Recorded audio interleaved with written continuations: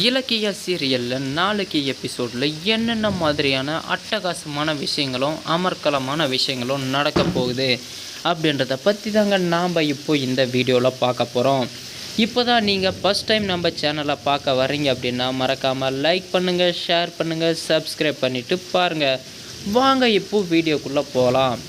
நம்ம இலக்கியாவை பார்த்தீங்க அப்படின்னா அஞ்சலியும் பைரவியும் நினச்ச மாதிரியே எப்படியோ ஜெயிலில் போட்டாங்க.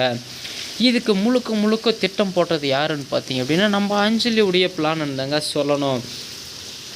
சரி, ஓகே, எப்படியோ நம்ம பிளான் பண்ணபடியே இலக்கியாவை ஜெயிலில் போட்டாச்சு. ஆனால் அவள் வெளியே வர்றதுக்கு ஒரு பயங்கரமாக முயற்சி பண்ணிகிட்ருக்கா. அத்தை, நீங்கள் தான் எப்படியாவது அவளை வெளியே வராத மாதிரி ஏதாவது பண்ணணும் அப்படின்னு சொல்லிட்டு அஞ்சலி பார்த்திங்கன்னா பைரவி கிட்ட பேசிகிட்டு இருக்காங்க.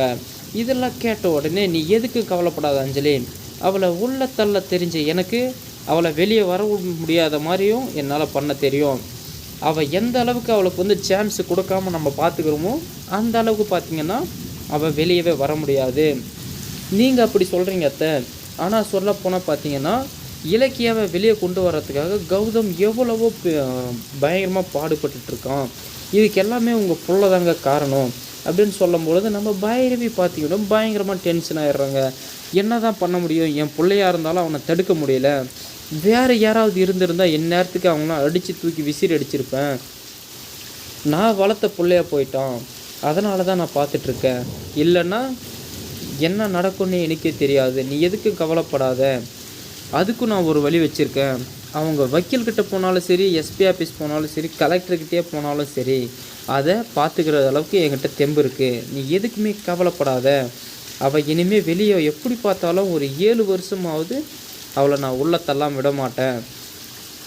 அவளுக்கு எங்கேயுமே நம்ம வாய்ப்பு கொடுக்காம இருந்தோம் அப்படின்னு பார்த்தீங்கன்னா அவளால் வெளியவே வர முடியாது அப்படின்னு பேசிகிட்டு இருக்காங்க.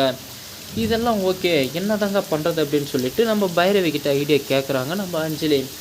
ஓகே, அவள் வெளியே வர்றதுக்கு என்னெல்லாம் அவளுக்கு சான்ஸ் இருக்கோ அது எல்லாத்தையும் நீ முதல்ல அதை ஸ்டாப் பண்ணணும்.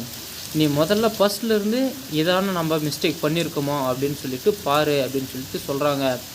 எல்லாமே பார்த்த உடனே சரி, ஓகே, இதில் இருக்கிற பெரிய ஒரே ஒரு மிஸ்டேக் என்னென்னா, நான் இப்போ கன்சீவாக இல்லைன்ற இந்த கன்சீவாக இல்லைன்ற விஷயத்தை நம்ம எப்படியாவது மாற்றி ஆகணும் அப்படின்றதுல தான் அஞ்சலி ஒரு மும்முரமாக ஈடுபட்டுருக்காங்க. இந்த விஷயம் மட்டும் எப்படியாவது மற்றவங்களுக்கு தெரிஞ்சாக்க போலீஸ் மட்டும் இல்லை, அத்தனை பேர் இலக்கியாவை விட்டுட்டு என்ன தூக்கி ஜெயிலில் போட்டுருவாங்க.